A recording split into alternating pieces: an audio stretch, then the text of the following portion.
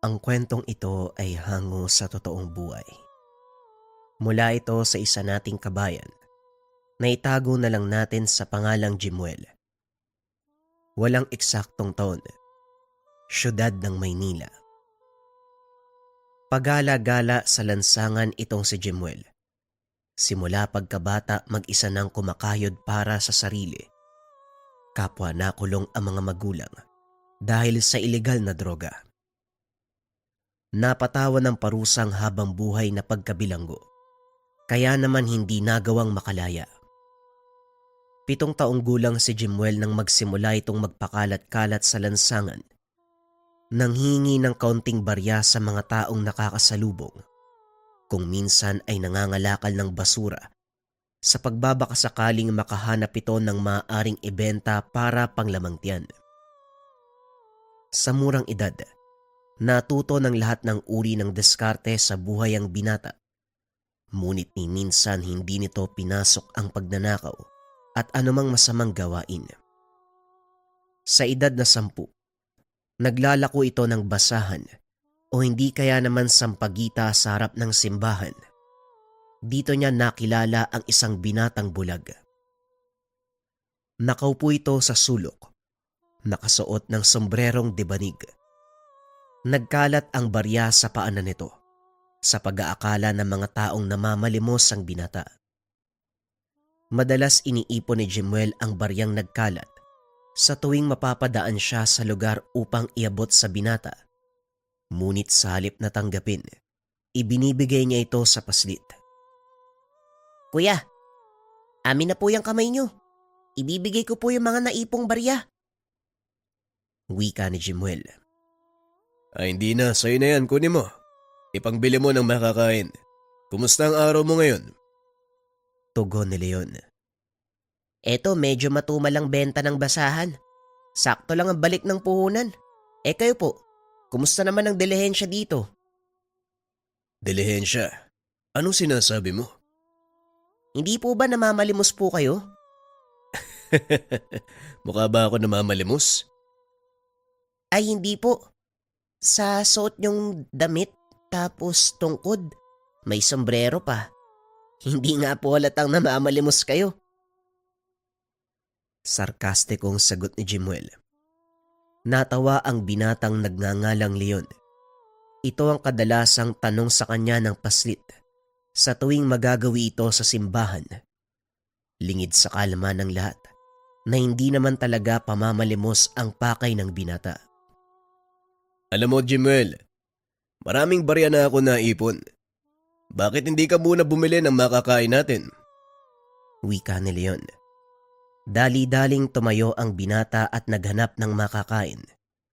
Ngunit pagbalik nito, wala na si Leon. Pambihirang patis. Saan nagpunta yung bulag na yun? Sa kabilang dako naman, naglalakad si Leon sa kalsada sa likod ng simbahan. Wala masyadong tao roon at kadalasang pugad ng mga magnanakaw at kriminal. Sa tuwing makikita ng mga tao doon ang binata, kaagad umaalis ang mga ito.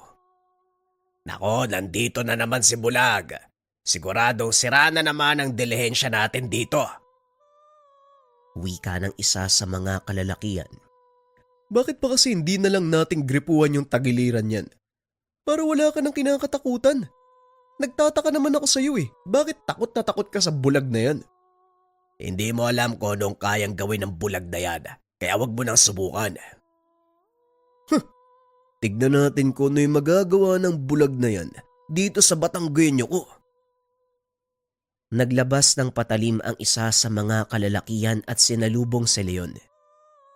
Inandayan niya ito ng saksak. Ngunit laking gulat nang biglang hawakan ng binata ang dulo ng patalim.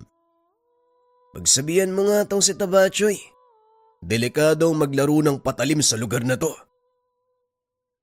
O ba't ang yabang ng lintik na to? Sinubukang hilahin ng lalaki ang patalim. Ngunit hindi niya ito matanggal mula sa pagkakahawak ni Leon. Partida, 2 daliri lang ang nakahawak dito. Makinig ka sa kasama mo, kaibigan. Hindi magandang maglaro ng patalim Lalo pat maya-maya lang, daraan na yung mga pulis dito. Maya-maya nga ay dumaan ang kapulisan, kaya dali-daling umalis ang dalawa. Tandaan mo, may araw ka din sa amin bulag. Huwag mo nang pangarapin na magkita pa tayo dahil hindi mo magugustuhan kapag nangyari yun. O Leon, ano bang ginawa ng dalawang yun? Mukhang nagkainitan na naman kayo ng kasama ni Pekto ah. Wika ni Nato, kaibigang pulis ni Leon. Oo nga Nato, hindi ko ba alam kung bakit ang hilig nila maglaro ng patalim sa baging ito ng Maynila. Ganon talaga dito, kaya ikaw mag-iingat ka. Ano, kumusta? Ayos lang. Pakitignan mo nga yung batang si Jemuel doon sa tambakan ng sirang sasakyan. Binigyan ko ng barya yun eh. Siguradong kumain na rin yun. Ako nang bahala. Pero bakit ba ayaw mong isama yung batang yun sa inyo? Gusto ko naman pero hindi pwede na to. Alam mo naman ang uri ng buhay na meron ako, hindi ba? Malalagay lang sa peligro ang buhay niya. Ikaw bakit hindi mo tulungan? Alam mong kakapasok ko lang bilang pulis eh. Gasino lang ang sinasahod namin. Kaya ko siyang bigyan ng bahay na masisilungan. Pero hindi ko maipapangako na masusuportahan ko ang mga pangailangan niya. At isa pa, sigurado ako mas gugustuhin niyang pag-alagala sa lansangan kaysa igugol yung oras niya sa pag-aaral. Naawa lang ako sa batang yun Nato. Hindi man lang natuto magbasa na maayos. Pero bilib din ako sa kanya pagdating sa pera ha. Magulang. Huwag ka nang magtaka sa mga bata ngayon. O siya, titignan ko na lang si Jemuel, mag-iingat ka. Salamat Nato, ikaw din. Matagal nang magkaibigan si Nato at Leon. Parehong nagmula sa bahay ampunan. Nagsikap upang makapagtapos ng pag-aaral. Kapwa nangarap na maging pulis. Sa kasamaang palad, isang masamang biro ang dumating kay Leon. Nasabuyan ito ng kumukulong mantika sa mata na naging dahilan ng pagkabulag. Ngunit ganun pa man, hindi naging hadlang sa binata ang kapansanan. Hindi ito nagpakita ng anumang kahinaan. Sa halip, ginamit ito ang kapansanan upang palakasin ang ibang pandama. Maliban pa dito, isa ding antingero si Leon na may kaalaman sa mga dasal pangkumbate, depensa at poder. May ilang gamit din siyang nagbibigay ng pisikal na lakas, talas ng pangdama, pati na rin ng liksi.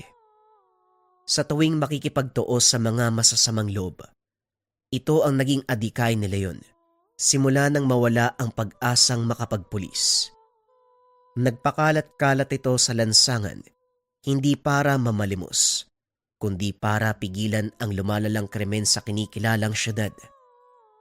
Ngunit maliban sa masasamang tao, madalas ding nakakaengkwentro ng binata ang mga aswang at mga taong may kaalaman sa aral ng kaliwa, kagaya ng mga mangkukulam at manlalason.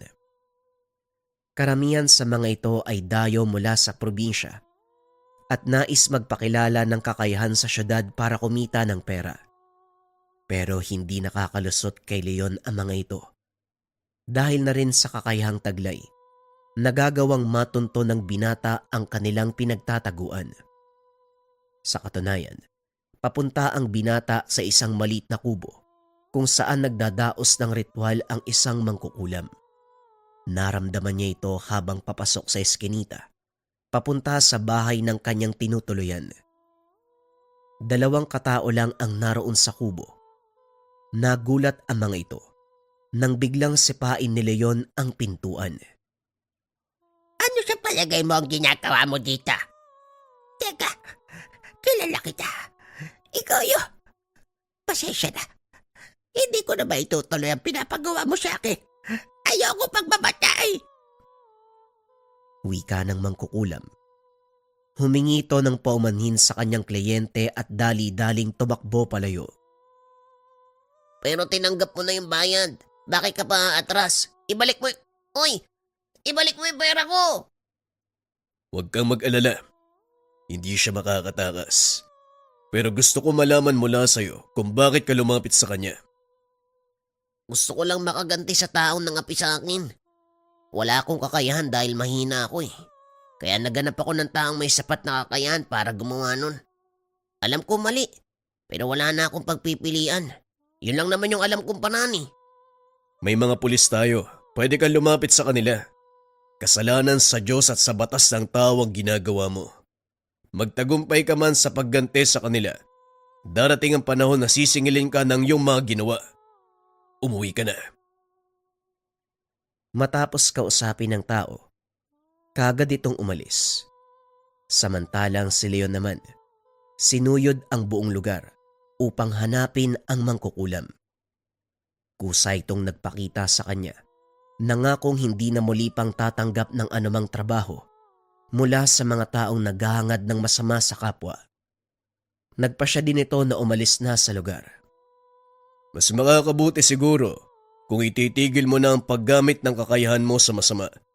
Huwag mong hayaang lamunin ka ng pinagmulan nito. Ikaw bilang tao may karunungan, ang siyang higit na nakakaalam ng tama at mali. Salamat sa payo mo. Hindi ko inaasahan na maririnig ko ito mula sa isang taong mas bata sa akin. Pag-uusap ng dalawa. Matapos ay umalis na sa lugar ang mangkukulam. Samantalang si Leon, muling bumalik sa harapan ng simbahan upang tignan kung naroon pa si Jimuel. Marahang naglakad ang binata. Tumawid sa kalsada papunta sa simbahan. Saktong naroon ang paslit, kaya dali-dali niya itong pinuntahan. Saan ka ba nang galing, kuya? Pinabili mo ako ng pagkain tapos umalis ka naman. Eto, may binigay na pansit yung pulis na kaibigan mo. Pasensya ka na, may ginawa lang ako. Tara, kainin na natin yan. Mukhang masarap ang pansit ha. Naupo ang dalawa sa gilid ng simbahan. Habang kumakain masayang nag-uusap ang mga ito, nang biglang matigilan si Leon. Bakit, kuya? Anong nangyari? Sandali lang, Jimuel. Pumasok ka muna sa loob ng simbahan. May gagawin lang ako. Hindi maunawaan ng paslit ang sinasabi ng binata. Ngunit sinunod nito ang sinabi ni Leon. Nakita ni Jimuel ang dalawang kalalakihan na palapit sa kanya. Tumayo si Leon. Hinawakan ng maigpit ang dalang baston. Alam ng paslit na may panganib na paparating. Kaya bilang paghahanda, dumampot ito ng 2 perasong bato upang ipangbala sa tirador. Dito lang pala kita matatagpuan kung saan-saan pa ako nakarating. Alam mo ba, marami sa mga kalahi ko ang namatay dahil sa'yo. Kasalanan nila kung bakit tumantong sa ganon ang pangyayari. Binalaan ko mga kalahi mo na huwag gagalawin ng mga tao dito. Ngunit hindi sila nakinig. At sino ka sa palagay mo? Ang malaking katanungan sa isip ko, bakit mo ginawa ang lahat ng ito? Bakit mo kami kinakalapat? Kinakalaban. Kayo ang may maling ginawa at hindi ko maaaring palampasin ang ganitong gawain. Itinuring niyong pagkain ng mga tao. Sinisira niyo ang balanse ng lahat ng bagay. Wala kaming pake sa sinasabi mong balanse. Ang mga tao ay may hina at ang tanging silbi nila, maging pagkain para sa mga kagaya namin. Pinabalaan kita bulag. Sa oras na malaman ko na meron pang namatay na kalahi ko dahil sa'yo, mananagot ka sa akin. Kagaya ng sinabi ko, sa oras na galawin mo ang mga tao, hindi ako magdadalawang isip na labanan kayo. Tignan natin ang tigas mo. Hanggang saan ang magagawa ng isang gaya mo na walang paningin laban sa aming nabiyayaan ng lakas?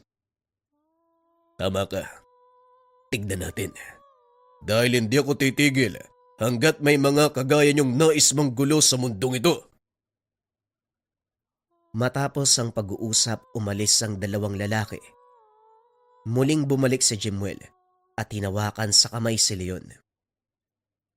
Loko yung mga yun, kuya. Sino ba sila? Bakit ka nila inaaway? Wala yun, Jimuel. Hayaan mo na sila. Halika na. Kumain na uli tayo. Sa kabila ng sinabi ng binata, hindi mawala kay Jimuel ang pag-aalala.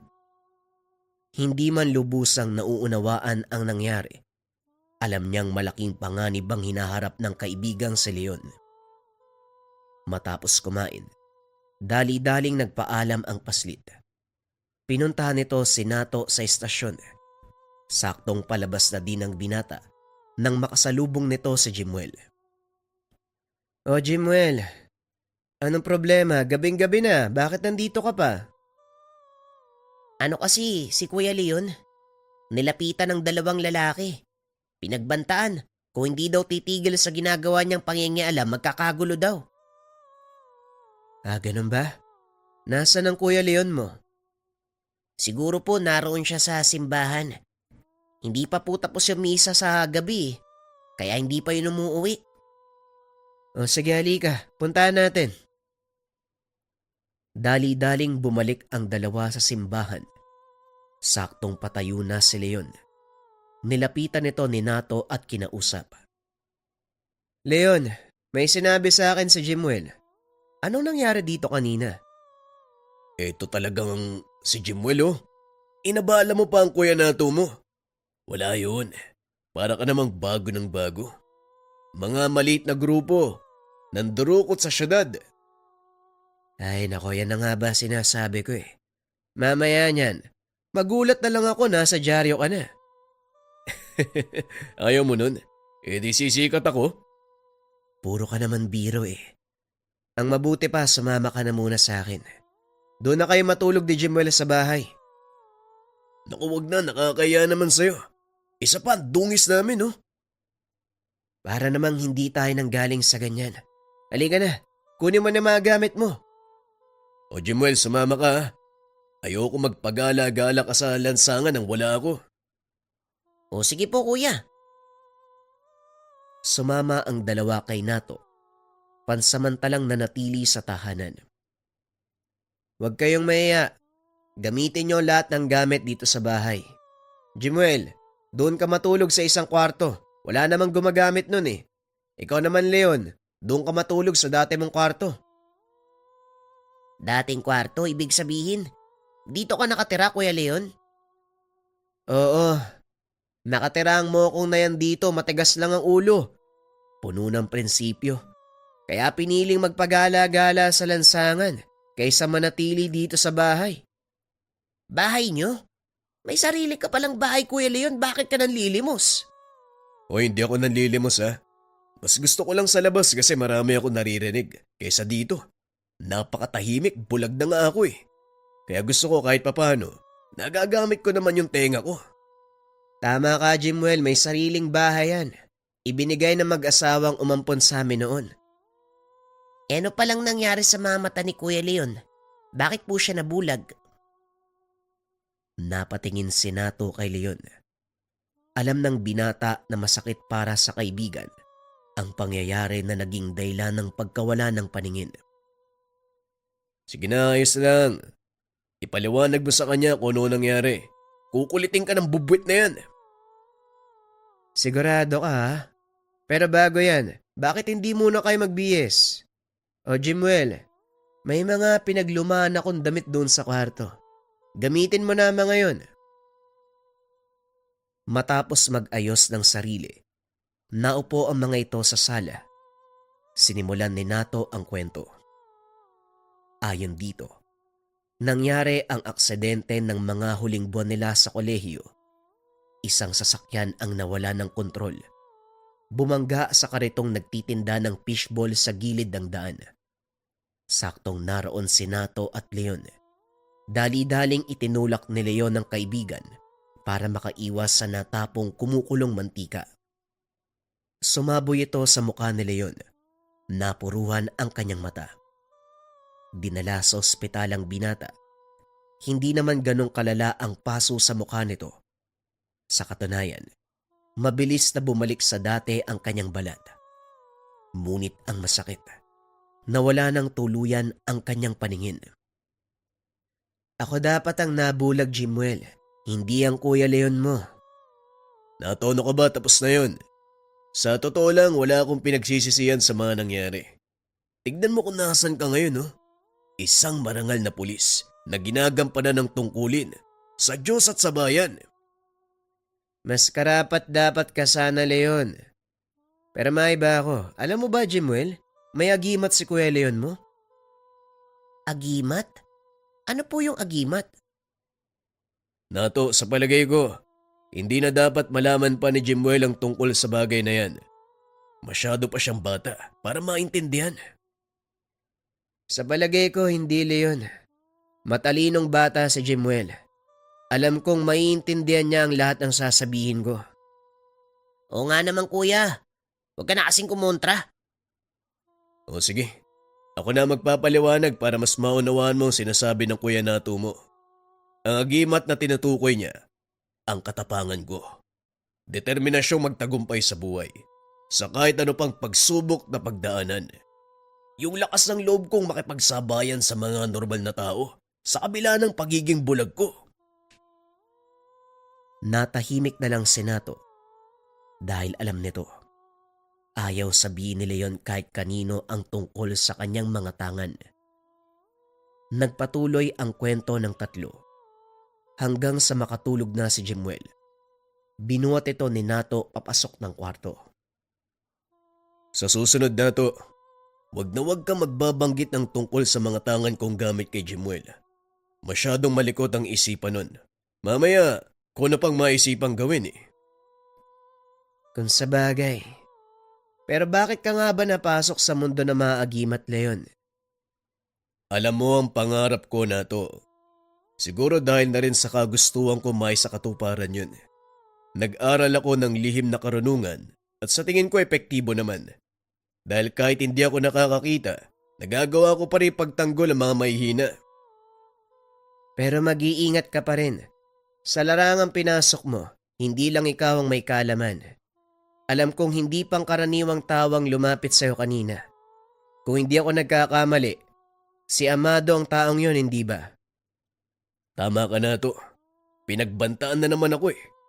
Kung hindi titigil sa pakikialam sa gawain nila, mapapahamak ako. Ay nako. Hawak ni Amado ang mga sindikato dito sa Maynila. Kahit yung mga maliliit na grupo sa bandang Basego, napapasunod niya ang mga ito. Hindi lang dahil sa impluwensya, kundi sa kung anong kapangyarihan na meron siya. Ilang beses na namin nakaharap ang grupo ng Amado na yon. May sapalusang mga lintik, parang hindi tinatabla ng bala. Aswang si Amado at yung mga tauhan niya may kaalaman sa kaliwa. Nag-aaral pa lang ako, nakaharap ko na mga yun eh. Yung mga gamit na suot mo, sino ang nagbigay niyan? Hindi mo pa sinasabi sa akin ang tungkol dyan. Ang yumao ko maestro, si Tatang Emong. Si Mang Emong, yung nagtitinda ng pampalaglag sa Quiapo. Sigurado ka bang siya'y nagturo sa inyan? Pasensya na, Leon.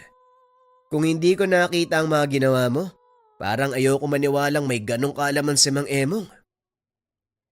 Madalas sa pagkakamalang huwad si Tatang Emong. Pero ang totoo, isa siyang lehitimong antingero. Nangangalap din siya ng mutya. Ang pagbebenta niya ng mga pampalaglag na gamot ay paraan lang para itago ang totoo niyang pakay. At yun nga, ang pagtugi sa mga taong may kaalaman sa kaliwa na ginagamit ang kakayahan para mamerwisyo. At syempre, ano pa ba? Malamang sa kapwa. Ipinagpatuloy ko lang ang sinimulan niya na to. Mag-isa kang nakikipaglaban sa kanila. Siguradong hindi bababa sa 10 ang mga kagaya ni Amado sa kanilang grupo. Idagdag mo pa ang mga kaalaman ka mo. San ba yun, sa kaliwa? O paano ka mananalo sa kanila? Malakas ang pananalig ko sa tangan kong gamit at sa Diyos. Alam kong papanigan ng Diyos ang aking adikain. Mag-iingat ka lang, kaibigan. Palagi mong tatandaan, nasa likod mo lang ako. Maraming salamat na to. Pero hanggat maaari, iniiwas kita sa gulong pinapasok ko. Dahil ayoko masangkot ka sa masalimut na buhay at makitid na daan na meron ako. Anak nang, grabe pare. Parang bago ka ng bago. Simula pagkabata magkasanggana tayo. Ngayon pa ba kita iiwan? Pag-uusap ng dalawa.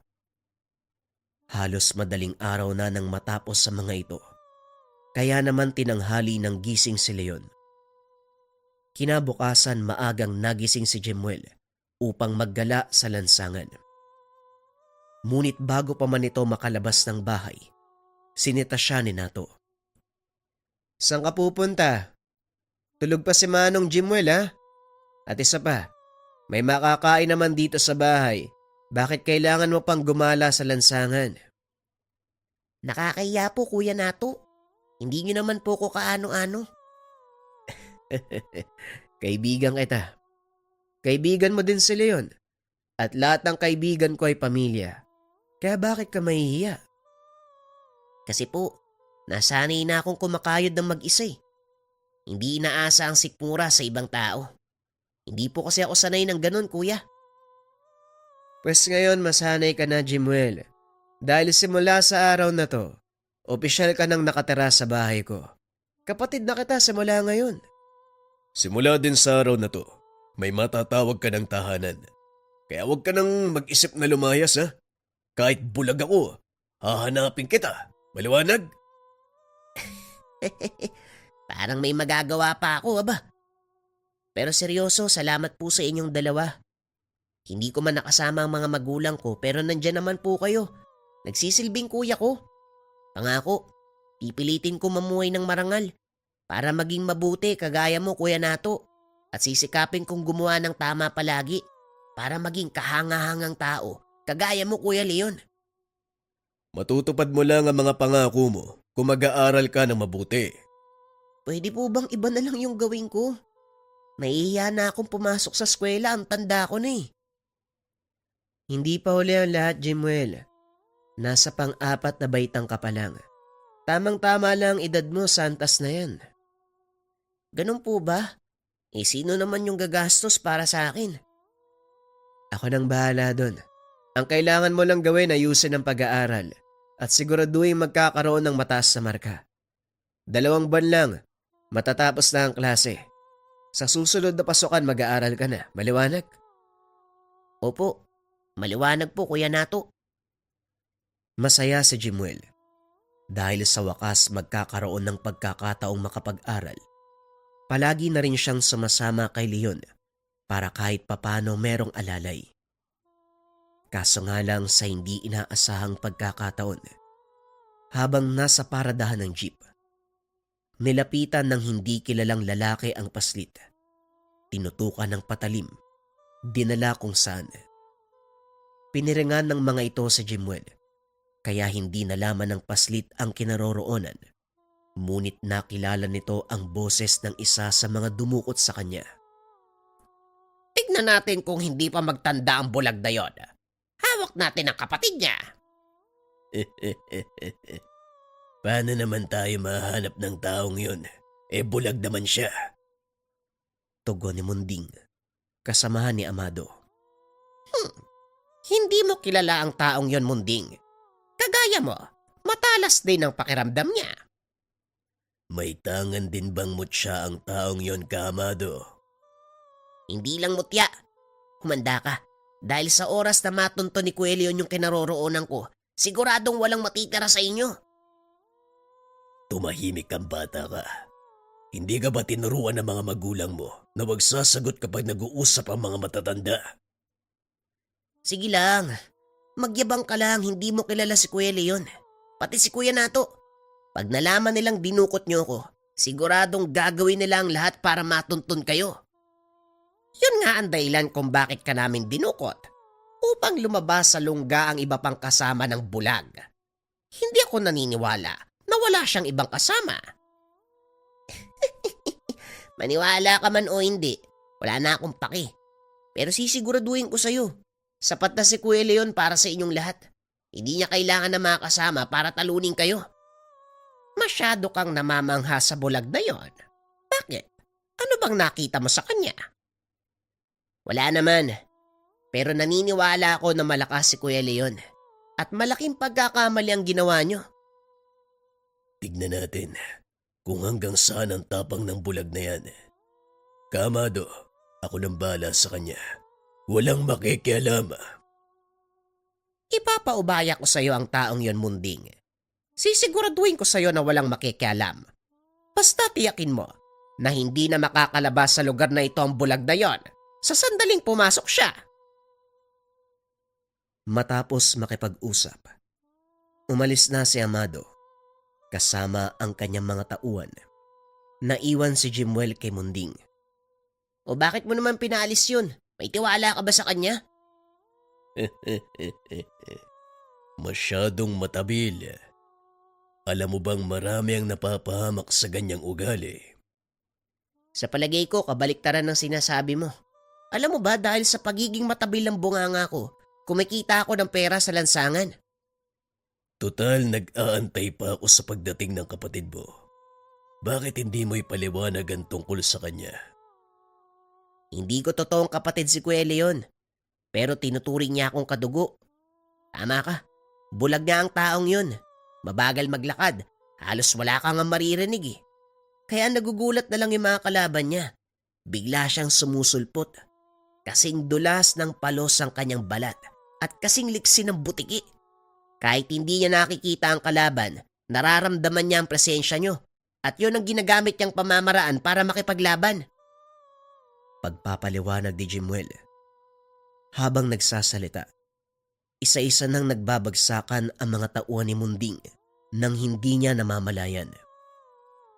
Parang tauhan sa pelikula ang taong tinutukoy mo. Tignan natin. Baka sa tauhan ko pa lang, hindi na siya makalusot. Diyan ka nagkakamali. Baka sa oras na to, ubus na mga kasama mo. Maya-maya ay pumasok ang isa sa mga kasama ni Munding. Balina ang braso, lamog ang muka. Anong nangyari? Bakit ganyan ang itsura mo? Hindi na nakapagsalita ang tauhan dahil tuluyan na itong bumagsak. Binalaan ko na kayo eh. Malaking pagkakamali ang ginawa niyong pagdukot sa akin. Tumahimik ka. Mga kasama, tignan niyo kung sino ang nasa labas ng tahanan. Dali-daling lumabas ng kwarto ang mga tauhan ni Munding. Ngunit nagsipagtalsikan ang mga ito papasok. Jimuel, ano bang ginagawa mo dito? Nakarating ka pa sa lugar na to. Eh kasi naligaw po ko Kuya Leon eh. Pasensya na ha. Uy Kumag, ayan na yung hinahanap niyo. Ano ko ngayon? Ikaw pala ang sinasabi ni Kamado. Paano mong natalo mga tauhan ko? Nasaan ang mga kasama mo? Hindi ko kailangan sagutin ang tanong mo. Pakawalan mo ang kapatid ko at bibigyan kita ng pagkakataon. Huwag mo sanang sayangin. Hindi isang bulaga mag-uutos ng dapat kong gawin. Walang pagdadalawang isip na sumugod si Munding. Ngunit sinalubong ni Leon ang kanyang suntok gamit ang hawak na baston. Ito ba ang gusto mong mangyari? Oo, ito ang gusto kong mangyari. Gusto kong patayin ka gamit ang kakayahan ko. Patayin ako? Mukhang malabong mangyari ang bagay na yan. Kung magagawa mo akong hawakan, may posibilidad na manalo ka. Pero kung hindi, pasensya na. Dahil hindi ko hahayaang takasan mo ang ginawa mo kay Jimuel. Hindi ba sinabi ko na sa'yo? Malaking pagkakamali yung ginawa mong pagdukot sa akin. Buti nga sa'yo. Dahil sa pangaasar ni Jimuel, lalong nagalit si Munding. Dahilan para mawala ito sa wisyo. Paulit-ulit niyang sinugod si Leon. Dito nga napatunayan ni Munding ang sinasabi ng paslit. Malapalos kung kumilos si Leon. Kasing likse ng butike kung umilag. At sa tuwing aatake ang binata, ramdam na ramdam ni Munding ang mga suntok nito. Anong nangyari? Bakit parang bumagal yung kilos mo? Huwag ka masyadong mayabang bulag. Hindi ka pa nananalo. Nakatayo pa rin ako. Ang tanong, hanggang kailan? Muling sumugod si Munding. Kaso nga lang ganun pa rin. Hindi nito magawang tamaan si Leon hanggang sa tuluyang bumagsak ang katawan nito dahil sa pagod. Hindi ko alam kung ano ang dahilan nyo kung bakit pumanig ka kay Amado. Alam mong hindi siya gagawa ng mabuti. Sinayang mo ang kakayahang ibinigay sa'yo. Hindi ako nangihinayan. Dahil sa unang pagkakataon nagkaroon ng saysay ang buhay ko. At si Amado ang nagbigay ng saysay. Maling tao ang sinamahan mo. Kailanman, hindi ka aya-aya sa paningin ng Diyos ang paggamit ng kakayahan na binigay niya sa masama. Isa sa misyon kong pigilan ng mga taong kagaya mo, kahit ano pa ang dahilan. Hindi ko na mababawi ang mga nagawa ko at handa akong tanggapin ang anumang parusa sa mga kasalanang ginawa ko. May pag-asa pang baguhin ang landas na tinahak mo. Hindi pa uli ang lahat para sa mga taong nais magbago. Tumalikod ang binata. Marahang tumayo si Munding, kaso nga lang biglang napasigaw at muling bumagsak. Sayang ang binigay kong pagkakataon sa iyo, Munding. Malaki pa naman ang tiwala kung mapapatay mo ang bulag na ito. Pero nabigo ka. At anong sinasabi mong pagbabayaran mo ang mga kasalanang nagawa? Walang ganon. Ako ang nagbigay sa iyo ng ikalawang buhay. At ako din ang may karapatan na kumuha nito. Nanlaki ang mga mata ni Jimuel nang makitang lumusot ang kamay ni Amado sa katawan ni Munding. Kuya Leon, pinatay ng lalaki yung kalaban mo. Diyan ka lang, Jimuel. Huwag kang aalis. Tama, huwag kang aalis. Para mas madali sa aking makasama ang kainin kayo. Naglabasan sa paligid ang malaking aso. Umangil ang mga ito, habang marahang naglalakad papunta kay Jimuel. Laking gulat ni Amado nang biglang mawala ang binata. Muling lumitaw sa tabi ng paslit. Hinawakan nito ng dalawang kamay ang dalang tungkod at binunot. Sa kabila ng nakakatakot na kalagayan, nagawa pang mamangha ni Jimuel. Lalo na nang bunutin ni Leon ang mahabang patalim na nakatago sa tungkod. Ang ganda ng espada ni Kuya Leon. Saan po galing yan? Hindi ito ang panahon para sa tanong mo, Jimuel. Pag sinabi kong takbo, tumakbo ka. Diyan ako magaling, Kuya Leon. Pero paano tong malalaking aso? Ako nang bahala sa kanila. Sa oras na magkaroon ka ng pagkakataon, tumakbo ka. Huwag ka nang lumingon. O sige, Kuya. Sinugod ni Leon ang mga nilalang, isa-isang pinagpapapatay. Nang makahanap ng pagkakataon, mabilis sa tumakbo si Jimuel palabas ng bahay. Saktong paglabas nito, dumating naman ang grupo ni Nato. Anong nangyari, Jimuel? Nasaan si Leon? Nandun pa po siya sa loob ng malaking bahay. Ang dami ng kalaban niyang aso. Aso? Anong aso? Hindi ko po alam pero kailangan niya ng tulong sa loob. Umalis ka na dito. Ako nang bahala. Mga kasama, siguraduhin yung ligtas na makakalis ang batang to. Magpapaiwan ako. Kagad nang umalis sa mga kasama ni Nato kasama ni Jimuel. Nagpupumiglas na ang paslit. Kaso nga lang walang magawa. Pumasok si Nato sa loob ng lumang bahay. Nakitang nakikipaglaban si Leon sa hindi nakikitang kaaway. Nanatili itong nakatayo habang nakaumang kung saan ng kanyang baril. Lumabas mula sa madilim na sulok ng bahay ang isang malaking aso. Pinagbababaril ito ni Nato, ngunit hindi tinatabla ng bala. Sasakmali na siya ng nilalang nang biglang mahati ang ulo nito sa dalawa. Ano bang ginagawa mo dito? Ano ba sa tingin mo? Di tumutulong. Hindi tinatabla ng bala ang mga yan. Umalis ka na, bago ka pa mapahamak. Ganun ba? Di bigyan mo ko ng armas na pwedeng ipanlaban sa kanila. Sa tingin mo, iiwan kita mag-isa dito? Ang tigas ng ulo mo. Pasensya na. Nagkaroon ka ng kaibigan na matigas ang ulo. Eto, gamitin mo ang kutsilyo. Gawa yan sa tanso. Yan lang ang tanging makakasugat sa kanila. Mga aswang ang kalaban natin na to. Kaya iwasan mong makalmot o makagat. Makamandag ang laway nila. Isang maling galaw lang. Maaari ka mamatay. Maliwanag, Leon. Sige na, kunin mo ang sa kanan. Akin ang sa kaliwa. Magkatalikod ang dalawa habang inaantay ang paglabas ng mga nilalang. Mga angala, hindi nyo matatalo ng basta-basta ang mga alaga kong aswang. Dinisenyo ang katawan nila upang hindi makaramdam ng sakit, kaya walang silbi ang mga atake nyo. Eh di mas mabuti. Nang sa ganon payapang makatawid sa kabilang buhay ang kanilang mga kaluluwa. Bawat aswang na napapatay ni Leon, inaalaya niya ng dasal. Hanggang sa iilan na lang ang natira. Biglang napatingala si Amado dahil nagpulasa na ang mga alagad. Pasalamat kayo. Papasikat na ang araw. Dahil kung hindi, siguradong walang matitirang buhay sa inyo. Bago tuluyang umalis, nag-iwan siya ng banta. Tandaan mo ang araw na to, Leon. Sa susunod na pagkikita natin, sisiguraduhin ko ang kamatayan mo.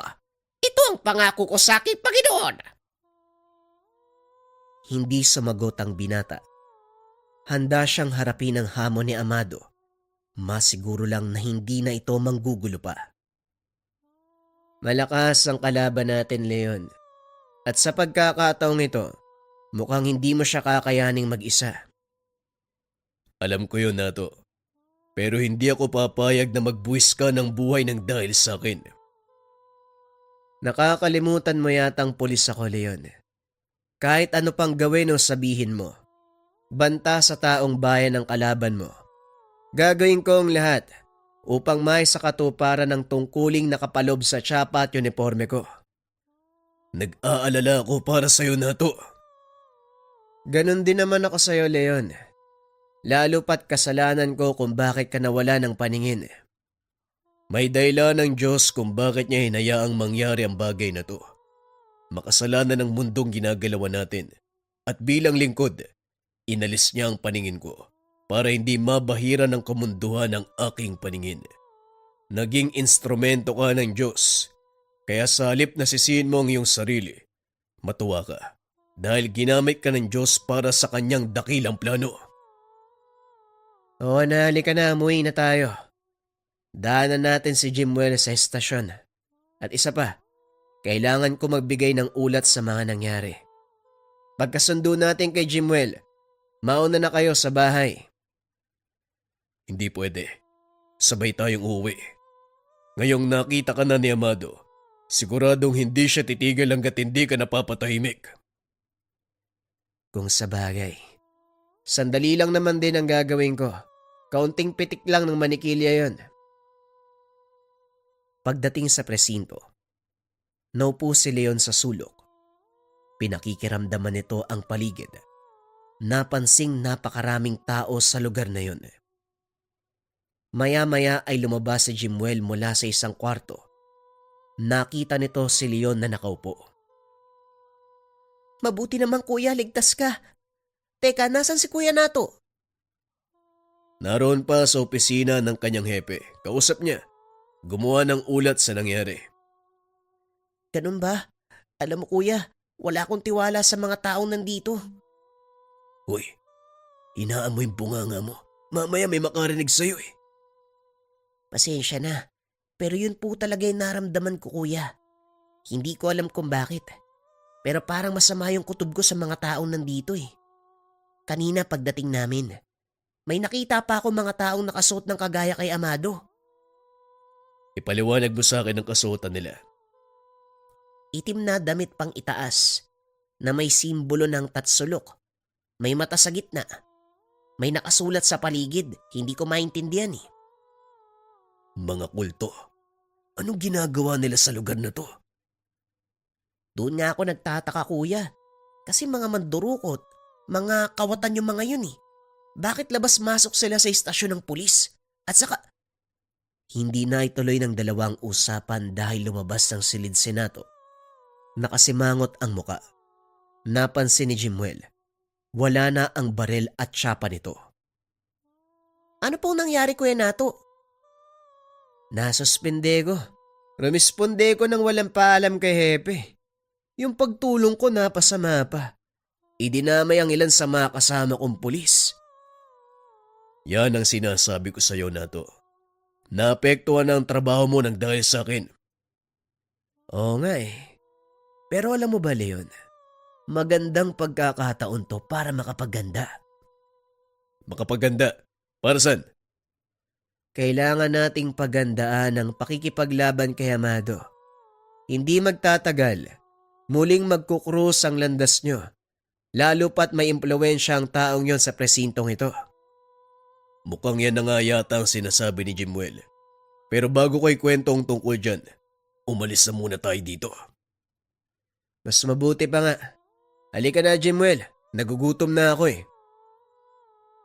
Bago umuwi, kumain ang mga ito sa labas. Alam ni Leon na maaari silang sundan ng mga tauhan ni Amado, kaya naging maingat ito. Pagdating sa kanilang tahanan, nanatili si Leon sa labas ng bahay para magbantay. Pumasok ka na, Leon. Hindi sila basta makakapasok sa tahanan. Hindi ka nakakasiguro, Nato. Alam ko ang ugali ng mga aswang. At dahil sa nangyari, siguradong gaganti ang mga yun. Marami sa kanilang napatay ko. Kung sa bagay, tama ka nga naman. Bueno, dito na ako matutulog sa sala para kung sakaling may dumating, malaman natin kagad. Dito na din ako, Kuya Nato. Nakakatakot sa kwarto. O sige, kumuha ka ng banig at unan doon sa kwarto mo. Ilatag mo dyan sa sahig. Sinunod ng paslit ang sinabi ni Nato. Matapos maglatag, kagad nang nakatulog. Mukhang hindi na nagsasalita si Jimuel. Tulog na ba siya? Oo, kawawa naman. Pagod na pagod. Napakabata pa niya para maranasan ang ganitong bagay. Alam kong nakita ni Jimuel kung paanong pinatay ni Amado si Munding. Ngunit hindi mo makikita sa kanya ang pagkabalisa sa kabila ng nangyari. Oo nga eh. Kung ibang bata siguro natulala at biglang napasigaw si Jimuel. Dali-daling niyakap ni Nato. Lumayo kayo sa akin. Huwag kayong lalapit. Jimuel, nananaginip ka lang. Nandito kami ni Kuya Leon mo. Kailangan na nating tapusin ang laban. Masyado nang maraming napeperwisyong Amado na yan. Ano nang plano mo ngayon? Sila naman ang papalabasin ko sa lungga. Pag-uusap ng dalawa. Kinabukasan, maagang umalis ng bahay si Nato at nag-ikot sa paligid. Pinuntahan nito ang mga galamay ni Amado. Napag-alaman ng binata na konektado din ang aswang sa mga sindikatong naglipana sa syudad. Yan ang sinabi sa akin ni Maestro nung nabubuhay pa siya. Hindi lang pagkain ang habol ni Amado sa syudad, kung hindi kapangyarihan. Hawak niya ang ilang malaking pasugalan at ilegal na bahay-aliwan. Kung ganon, hindi na tayo mahihirapang palabasin siya sa lungga. Ako nang bahala sa parte niyan. Maganda ka, Leon. Sisimulan natin ngayong gabi ang plano. Pagsapit ng dilim, pinasok ng dalawang isa sa mga pasugalang pinoprotekta ni Amado. Kahit suspendido sa trabaho, maraming kasama ng binata sa loob, kaya nagawan niya ng paraan na mahuli ang mga namamalakad. Una pa lang yan. Magantay ka, Leon.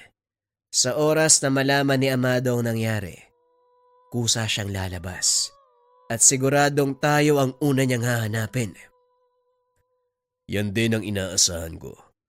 Ang sa akin naman, baka pagbalingan niya uli si Jimuel. Hindi mangyayari yon. Matalino si Jimuel at siguradong alam niya ang mangyayari. Natatawa na nga lang ako eh, dahil puno ng bawang ang pintuan, pati yung bintana. Talaga lang ha? Sana lang, magawa natin kagad ang paraan ng gulo na ito. Masyado nang masikip ang mundo para kay Jimuel. Nadadamay siya sa gulong pinasok ko. Kaya nga tayo kumikilos, hindi ba? Huwag kang mag-alala. Malulusutan din natin to, magtiwala ka lang. Sunod-sunod na operasyon ang ginawa ni Nato at Leon hanggang sa maubos sa mga ito ang organisasyon na pinangangalagaan ni Amado. Kaso nga lang, hindi pa rin ito nagpapakita. Mukhang alam ni Amado ang plano natin. Ano sa tingin mo mas makakabuti? Magantay pa rin tayo. Sa ngayon hindi kumikilos sa mga galamay ni Amado. Tahimik din kahit mga maliliit na sindikato sa takot na baka sila naman ang isunod. Laganap na sa buong syudad ang ginawa ng dalawa. Kaya naman mainit sa kanila ang ilang taong gumagawa ng iligal. Ilang araw ang lumipas. Wala pa ring paramdam mula kay Amado. Maging ang mga tauhan nito ay tila nanahimik. Ngunit hindi nagpakampante si Leon. Patuloy itong naging alisto sa mga posibleng maganap. Alam niyang tuso ang kalaban. Marami ang koneksyon. Isang araw, habang pauwi sa pag-iikot ang binata, isang hindi pamilyar na presensya ang naramdaman. Patuloy na sumusunod sa kanya. Mabuti na lang hindi kasama ng binata si Jimuel ng gabing iyon.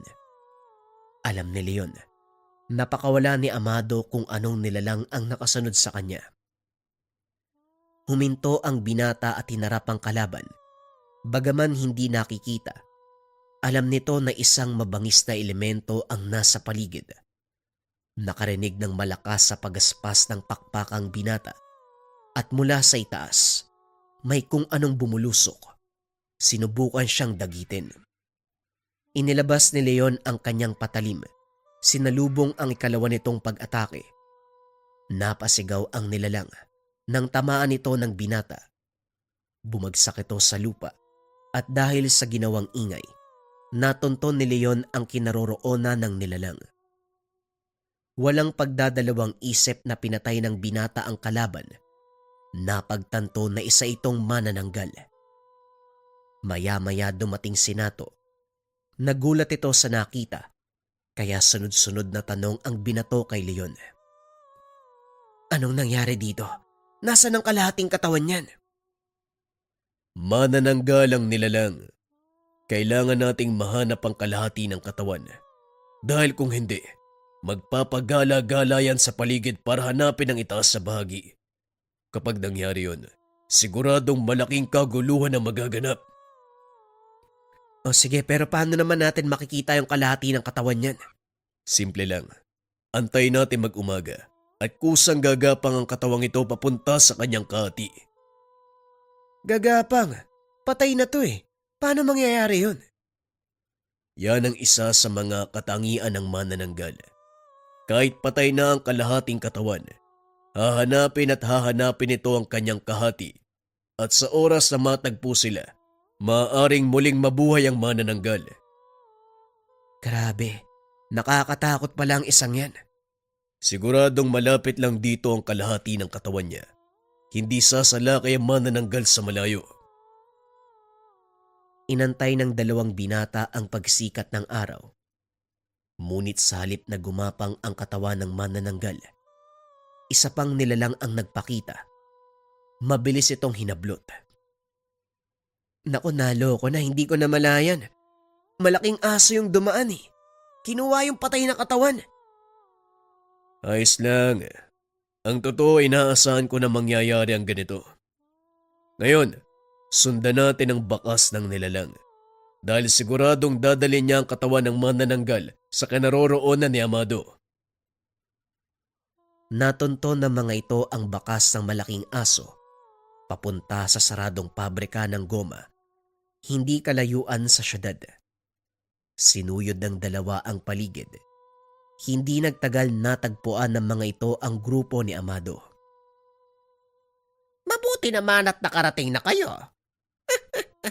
Sinasabi ko na nga ba, kayo ang may gawa ng pagkamatay ng ilan sa mga kasama ko. Lalo mo lang dinadagdagan ng pagkakasala mo sa akin, bulag. Gaya ng sinabi ko, hindi kita hahayaang magtagumpay, Amado. Dahil kung mangyari yon, parang binigo ko ang maestro ko at ang Diyos. Diyos! Huwag mong gawing dahilan ng sinasabi mong Diyos. Dahil ang katotohanan, ginagawa mo ito dahil wala kang paglagyan ng galit mo sa pagkawala ng paningin mo. Hindi totoo ang sinasabi mo. Oo, may nawala sa akin. Pero alam kong may dumating. At yon ang pinangangalagaan ko. Handa akong ibuwis ang sarili kong buhay para dito. Puro kadahilan. Bakit hindi natin tapusin ang laban? Yan mismo ang dahilan kung bakit ako nandito. Binunot ng binata ang kanyang patalim. Walang pagdadalawang isip na sinugod si Amado. Sinalubong ito ng kalaban. Sinangga ni Amado ang mga atake ni Leon gamit ang kanyang braso. Masyadong matigas ang nakabalot na buhok sa braso nito. Kaya naman nahirapan si Leon. Kinalmot nito ang binata. Ngunit dumulas lang sa balat ni Leon ang kuko. Pasensya ka na. Nakalimutan kong sabihin na may tangan ako na mutya ng hunyango. Kaya kong gayahin ang anumang bagay na madikit sa balat ko. At sa pagkakataong ito, ang malakas mong depensa. Wala ko pake. Kumanda ka dahil hindi kita bubuhayin. Gaya ng sinabi ko, yun din ang pakay ko. Muling nagsalpukan ng dalawa. Samantalang si Nato naman, nakikipagbuno sa ilang tauhan ni Amado. Marami na ang napabagsak gamit ang ibinigay na punyal ni Leon. Iilan na lang ang natitira sa inyo. Sigurado ba kayong itutuloy pa natin to? Wika ni Nato. Ngunit wala ni isa sa mga kalaban ang may planong umatras. Muling sumugod ang mga ito. Sa pagkakataong iyon ay nakalmot si Nato. Nadali ako, Leon. Mag-iingat ka. Matalas ang kuko ng mga ito. Anong nangyari na to? Nakalmot ako pero ayos lang. Malayo sa bituka. Kaya ko pang lumaban. Nagpatuloy ang labanan. Habang si Leon, patuloy na pinakikiramdaman si Amado. Pasulpot-sulpot ng pagsalakay. Dahil hindi nito kakayanin si Leon sa harapang laban. Sa pag-aakalang nakakalamang na siya, muling sumugod si Amado. Ngunit lingid sa kalaman ng aswang na nahulog siya sa patibong ni Leon. Malakas sa suntok ang ibinigay ni Amado. Ngunit laking gulat nito nang biglang saluhin ng binata ang kanyang kamao. Kinagat sa bibig ang hawak na patalim. Sinakalang kalaban. Ilang beses itong hinampas sa sahig si Amado. Itinapon sa tumpok ng mga sirang gamit. Hindi pa man nakakatayo ang kalaban, nasa harapan na nito si Leon. Tinarak ng binata ang hawak na patalim na naging dahilan ng agarang pangihina. Ano bang inaantay mo? Bakit hindi mo ko tapusin? Darating tayo sa puntong yan. Pero bago kita patayin, nais kong tanggapin mo ang pagpapala ng Diyos. Tumawid ka ng mapayapa. Binunot ng binata ang patalim. Pinugutan ng ulo ang kalaban. Dahan-dahang bumagsak ang katawan nito. Hanggang sa tuluyang natunaw. Lumipad kasama ng mahinang hangin.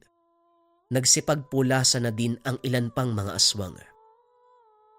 Naupo na lang si Nato habang iniinda ang sugat sa binti. Kagad namang dinaluhan ni Leon. Walang anuman ang sugat na yan. Huwag ka mag-alala, hindi ka mamamatay.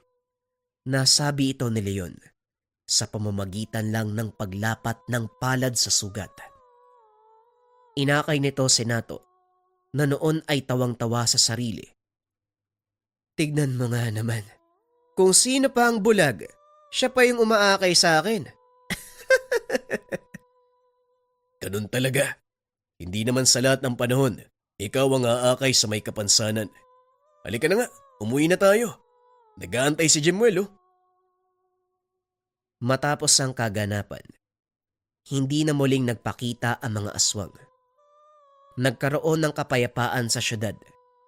Si Nato naman ay nakabalik sa pagkapulis dahil napatunayang mga kasapi ng sindikato ang kanilang napatay. Si Jemuel, patuloy sa pag-aaral at sa paglipas sa mga taon, tuluyang nakapagtapos ng kolehiyo ang binatang si Jimuel. Utang nito ang lahat sa 2 taong itinuring siyang kapatid.